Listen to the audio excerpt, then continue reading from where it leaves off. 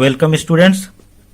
आज के क्लास में हम अप्लाइड फिजिक्स 1 पेपर जो मार्च 2021 सेमेस्टर एग्जाम में पूछा गया था, ये 15 मार्च 2021 को हुआ था।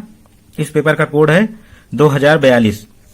इसके क्वेश्चन नंबर 1 के सभी आंसर्स एक्सप्लेनेशन के साथ बताए जाएंगे। तो आइए इसको सॉल्व करते हैं। सबसे पहले हम क्वेश्चन नंबर 1 की ओर बढ़ेंगे। क्वेश्चन नंबर 1 का part A, which of the following not have dimension m l power minus 1 t power minus 2?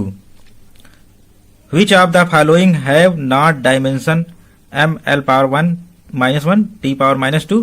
Pressure, stress, power. Question number 1 में 10 पार्ट करने होते हैं। एक नंबर के 12 पार्ट्स में से 10 पार्ट कोई करने होते हैं। तो पहला क्वेश्चन है M L power minus 1 T power minus 2 निम्न में से किसकी विमा नहीं है? 3 ऑप्शन दिए गए हैं, दाब, प्रतिबल, शक्ति। इसमें से किसी दो की विमा है और किसी एक की विमा M L power minus 1 T power minus 2 नहीं है। तो वो फाइंड करना है। तो इसका आंसर देखेंगे तो आंसर है पावर। थर्ड ऑप्शन सही है। बस इसको थर्ड ऑप्शन हम आंसर टिक कर देंगे। ये कैसे है इसका एक्सप्लेनेशन देखेंगे। पहला ऑप्शन प्रेशर, दाब का डायमेंशनल फार्मूला या विमा निकालेंगे तो फोर्स अपॉन एरिया हम निकालेंगे। Force M L T power minus 2, area L square, और जब इसको सॉल्व करेंगे M L power minus 1 T power minus 2 ये आ गया। तो इस तरह से ये दाब की विमा है, यही सेम है। तो ये ऑप्शन करेक्ट नहीं है। स्ट्रेस, प्रतिबल की विमा, अगेन ये फोर्स अपॉन एरिया होता है। तो इसका भी डायमेंशनल फार्मूला वही आएगा जो प्रेशर का है। तो इसलिए दिया गया डायमेंशनल फार्मूला प्रेशर और स्ट्रेस दोनों का है। अब पावर की बात करें, पावर यानी शक्ति, कार्य करने की दर, W/T, वर्क अपॉन टाइम। तो इसका डायमेंशनल फार्मूला निकालेंगे तो M L square T power minus 2 work या एनर्जी, जो भी सब सेम डायमेंशन रखते हैं, और टी टाइम हो गया। तो इस तरह से ये ऊपर जाएगा, -3 हो जाएगा, M L square T power minus 3। तो इस तरह से हमारा जो शक्ति है वर्क पर सेकंड या वर्क पर यूनिट टाइम, ये इसका dimensional formula M L square T power minus 3, जो कि इससे मैच नहीं कर रहा है। इसलिए पावर ही ऐसा फिजिकल क्वांटिटी है या शक्ति ही ऐसी भौतिक राशि है जिसका विमेय सूत्र, ये दिया गया विमेय सूत्र नहीं है। तो इस तरह से ये पावर आंसर करेक्ट हो गया। 1 का बी पार्ट में है scalar product of two vector is. Scalar product of two vector is vector, scalar are both. 2 सदिशों का अदिश गुणनफल है। सदिश होता है, अदिश होता है, या दोनों होता है। Scalar product of two vector is a, 2 सदिशों का अदिश गुणन होता है स्केलर, अदिश। सेकंड ऑप्शन सही है। बस सेकंड ऑप्शन टिक करके आंसर लिख देना है। कैसे है, ए डॉट बी, यानी स्केलर प्रोडक्ट ए और बी वेक्टर का निकालेंगे तो ये ए बी कॉस थीटा हम जानते हैं स्केलर क्वांटिटी होती है, इसलिए स्केलर ही सही था। अगर क्रॉस प्रोडक्ट होता ए क्रॉस बी, 2 वेक्टरों का क्रॉस प्रोडक्ट, तो वो एक वेक्टर होता है ए बी साइन थीटा, उसका मैग्नीट्यूड होता है उस वेक्टर का, एन उसकी डायरेक्शन होती है, जो कि ए और बी दोनों वेक्टर के परपेंडिकुलर एन आता है। 1 का c, right dimension of Planck constant. Right dimension of Planck constant, Planck नियतांक की विमा लिखिए। इसका आंसर है प्लैंक नियतांक की डायमेंशन विमा लिखनी है। तो इसके लिए कैलकुलेट करना पड़ेगा हमें from E equal to H nu फार्मूले से, जहां H प्लैंक कांस्टेंट है। तो हम कैलकुलेट करेंगे H equal to E by nu frequency है, E एनर्जी है, यानी ऊर्जा और आवृत्ति। तो इस तरह से dimensional formula of H Planck constant का विमेय सूत्र, dimensional formula of energy upon dimensional formula of nu frequency. Energy का डायमेंशनल फार्मूला रखेंगे M L square T power minus 2, and frequency का डायमेंशनल फार्मूला ये टी पावर -1, और फिर इसको सॉल्व करेंगे M L square T power -1। यहां dimensional formula नहीं पूछा था, क्या पूछा था? डायमेंशन विमा। तो विमा लिखेंगे। Dimension of mass in Planck constant, यानी प्लैंक नियतांक में द्रव्यमान की विमा, ये m पर जो पावर है 1। इसी तरह से dimension of length in Planck constant, Planck नियतांक में लंबाई की विमा l पर जो पावर है 2। इसी तरह से Planck dimension of time in Planck constant, Planck नियतांक में समय की विमा टाइम पर पावर -1। तो इस तरह से ये t पर -1 जो पावर है वो -1 समय की विमा हो गई प्लैंक नियतांक में। नेक्स्ट क्वेश्चन की ओर, write the unit of coefficient of thermal conductivity. Write the unit of coefficient of thermal conductivity, ऊष्मा चालकता गुणांक का मात्रक लिखिए। Unit of coefficient of thermal conductivity यानी ऊष्मा चालकता गुणांक का मात्रक, ये सीधे आंसर लिखेंगे किलो कैलोरी पर मीटर पर डिग्री केल्विन पर सेकंड, या किलो कैलोरी को हम जूल में भी लिख सकते हैं, जूल पर मीटर पर डिग्री केल्विन पर सेकंड, या ये जो डिग्री केल्विन है ये टेम्परेचर डिफरेंस में आ रहा है इसलिए हम इसको डिग्री सेल्सियस में भी लिख सकते हैं, किलो कैलोरी पर मीटर पर डिग्री सेल्सियस पर सेकंड, या जूल पर मीटर पर डिग्री सेल्सियस पर सेकंड। इन चारों में से कोई भी यूनिट प्रयोग कर सकते हैं, ये ऊष्मा चालकता गुणांक के मात्रक हैं। और कैसे आता है हम जानते हैं, ऊष्मा प्रवाह heat flow Q equal to K A θ1 minus θ2 into T upon L. इस फार्मूले से K की वैल्यू निकालेंगे, Q L upon A θ1 minus θ2 into T, और फिर यूनिट ऑफ K निकाल लेंगे। Unit of K equal to kilo calorie, L metre, A metre square, θ1 minus θ2 degree kelvin या degree Celsius and T second. तो इस तरह से सॉल्व कर लेंगे और हमारा K का मात्रक या यूनिट ऑफ K निकल जाएगा, जो कि आएगा किलो कैलोरी पर मीटर पर डिग्री केल्विन पर सेकंड। इसको ऊपर में से चारों में से किसी एक को मात्रक लिख सकते हैं, चारों ही मात्रक सही हैं हमारे। नेक्स्ट क्वेश्चन 1 का E, velocity of particle is given by V equal to A T plus B T plus C B upon T plus C. Right the dimension of constant A. ये जो कांस्टेंट प्रयोग हुआ है, dimension of constant find करनी है। हिंदी में देखेंगे, किसी कण का वेग दिया जाता है v equal to A T plus B upon T plus C. नियतांक a की विमा लिखिए, हमें फाइंड करनी पड़ेगी। सॉल्व करेंगे, velocity v equal to A T plus B upon T plus C. इसमें डायमेंशन ऑफ ए या ए का विमा निकालना है। पहले डायमेंशनल फार्मूला निकाल लेंगे। हम जानते हैं कि किसी भी फिजिकल इक्वेशन में लेफ्ट साइड का डायमेंशनल फार्मूला राइट साइड के डायमेंशनल फार्मूले के बराबर होता है।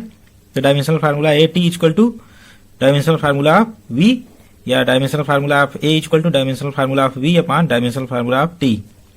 Hence putting dimensional formula of v L t power -1 and this is t, and on solve करेंगे L t power -2। तो इस तरह से a का विमीय सूत्र मिल गया L t power -2।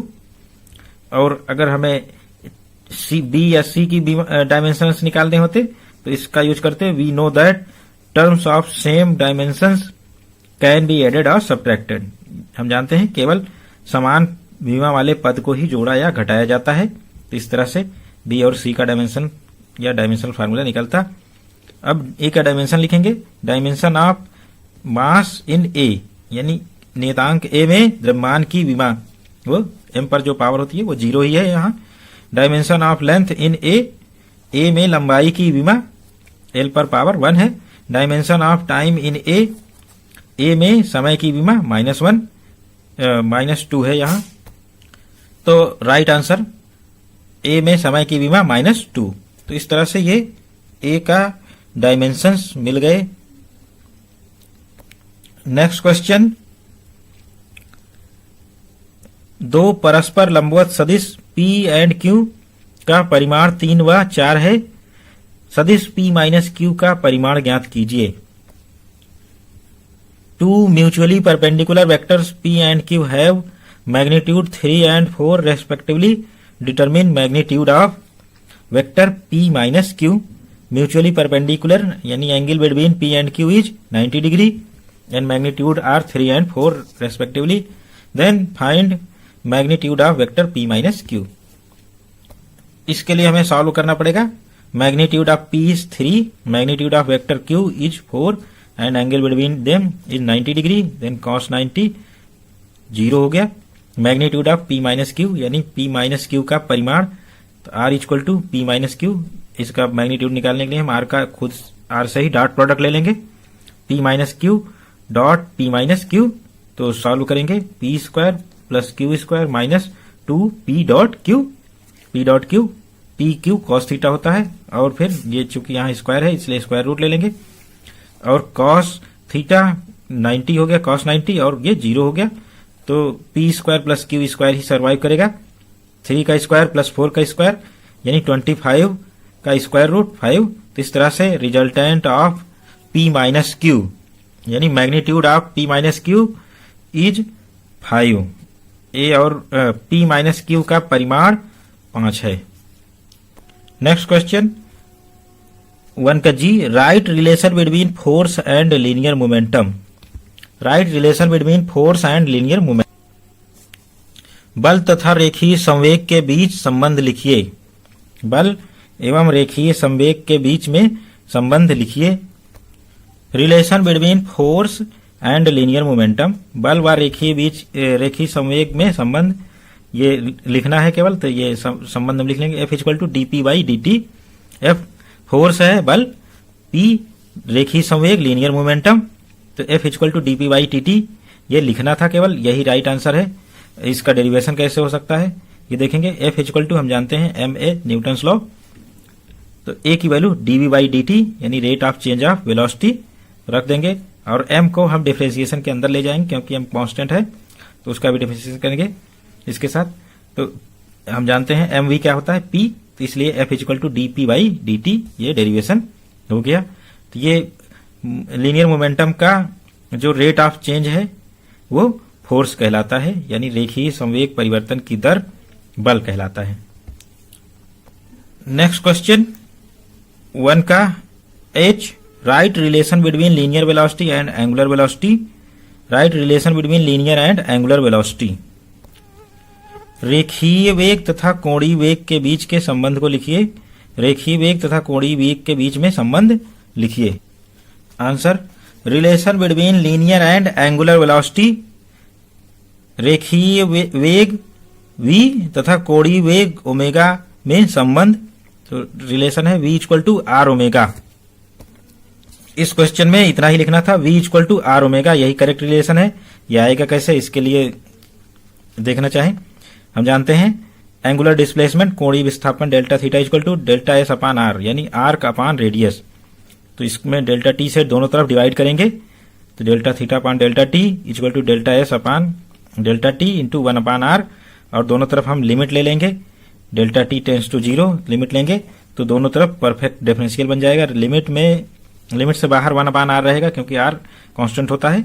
Radius of circle perfect differential बन जाएगा लिमिट लेने पर। D theta upon D T equal to 1 upon R D S by D T, और डी थीटा अपान यानी कोणीय विस्थापन परिवर्तन की दर ओमेगा होती है, कोणीय वेग, एंड रेखीय विस्थापन परिवर्तन की दर लीनियर वेलोसिटी v होती है। इस तरह से omega equal to 1 upon R V या v equal to R omega, यह डेरिवेशन कंप्लीट हुआ। डेरिवेशन नहीं लिखना था, केवल संबंध लिखना था, तो केवल संबंध लिखने से हमारा यह आंसर कंप्लीट हो जाता है। नेक्स्ट क्वेश्चन 1 का I, 2 body of equal masses moving on circular path with equal speed having radius r1 and r2 respectively, the ratio of their centripetal forces are r1 upon r2 upon r1, r1 upon r2 and या r1 square upon r2 square upon r1। तो question है, दो समान द्रव्यमान के पिंड एक वृत्ताकार पथ पर समान चाल से गति कर रहे हैं, जिनकी त्रिज्याएं क्रमशः r1 और r2 हैं। मार्ग की त्रिज्याएं r1 और r2 हैं। उनके अभिकेंद्र बलों का अनुपात होगा r2 अपान r1 या r1 अपान r2 या r2 स्क्वायर अपान r1। तो इसमें से एक ही आंसर सही, तो इसका आंसर केवल चूज करना है क्या करेक्ट आंसर होगा। तो करेक्ट आंसर पहला वाला ऑप्शन है, फर्स्ट ऑप्शन करेक्ट आंसर है F1 अपान F2 यानी अभिकेंद्र बलों का अनुपात R2/R1। ये कैसे ट्रू है देखते हैं। दोनों द्रव्यमान हमें सेम दिए गए हैं, masses m1 equal to m2 equal to m। Velocity same है, v1 v2 ये दोनों v के बराबर हैं। रेडियस इज डिफरेंट, यानी उनकी मार्ग की त्रिज्याएं अलग अलग हैं। तो पहले केस में सेंट्रीपिटल फोर्स यानी अभिकेंद्र बल निकालेंगे। m1 इक्वल फोर्स अभिकेंद्र बल F1 equal to m1 v1 square upon r1 या mv स्क्वायर अपान r1।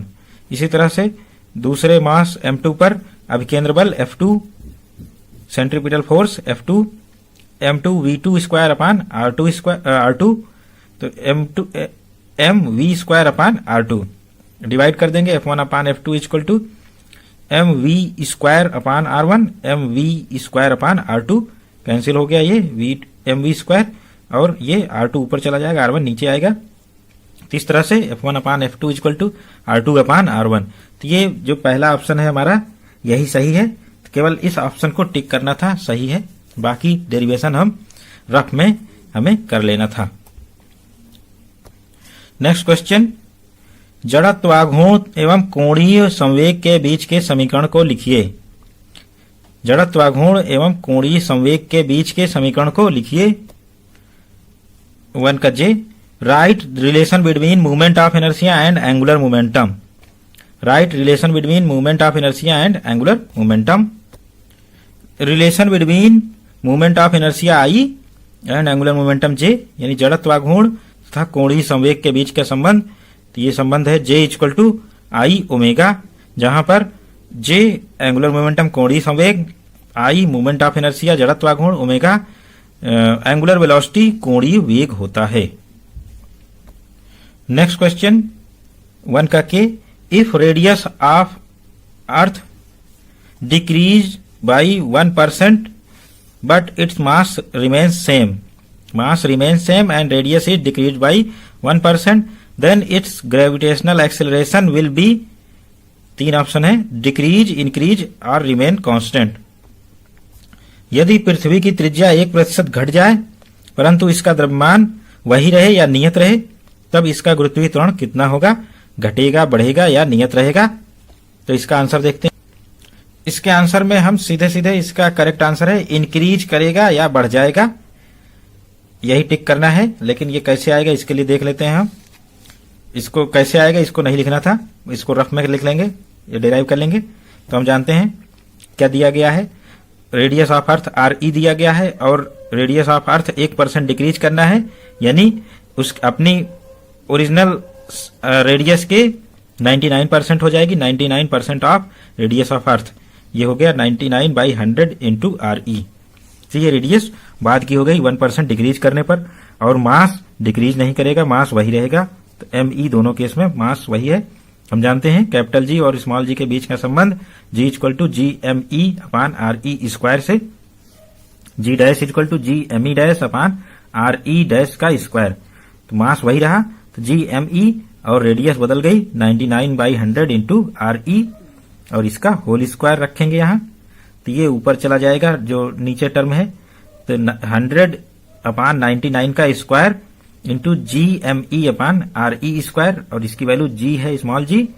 तो इस तरह से हम देख रहे हैं ये टर्म 100 अपान 99 का square is always greater than 1, hence G dash must be greater than small g। तो इस तरह से जब अर्थ की रेडियस डिक्रीज करेगी, मास वही रहेगा, तो इसकी ग्रेविटी बढ़ेगी। तो अर्थ सरफेस पर उसकी ग्रेविटी बढ़ गई है, इंक्रीज करी, तो इसलिए ये सेकंड ऑप्शन सही है। अब आते हैं लास्ट क्वेश्चन 1 का लास्ट क्वेश्चन, ऊष्मागतिक के शून्यता नियम, शून्यवां नियम के कथन को लिखिए, यानी ऊष्मागतिकी के शून्यवें नियम के कथन को लिखिए। Right the statement of zeroth law of thermodynamics. तो इसमें आंसर लिखना था जीरोथ लॉ ऑफ थर्मोडायनेमिक्स, ऊष्मागतिकी का शून्यवां नियम। शून्यवां नियम क्या है, इसमें 3 सिस्टम है, 3 निकाय, A, B 2 सिस्टम, ये आपस में ऊष्मारोधी दीवार से कनेक्टेड हैं, यानी इनके बीच का ऊष्मा का आदान प्रदान नहीं हो सकता। तो A, B, C तीनों वातावरण से डिस्कनेक्टेड हैं, ऊष्मारोधी दीवार से या एडियाबैटिक वॉल से डिस्कनेक्टेड हैं। और ए और बी भी आपस में ऊष्मा का आदान प्रदान नहीं कर सकते। तो इस तरह से ए और सी के बीच में ऊष्मा का आदान प्रदान हो सकता है या बी और सी के बीच में ऊष्मा का आदान प्रदान हो सकता है। तो ये स्टेटमेंट है, if two systems A and B are in thermal equilibrium with third system C separately, then system A and B will also be in thermal equilibrium.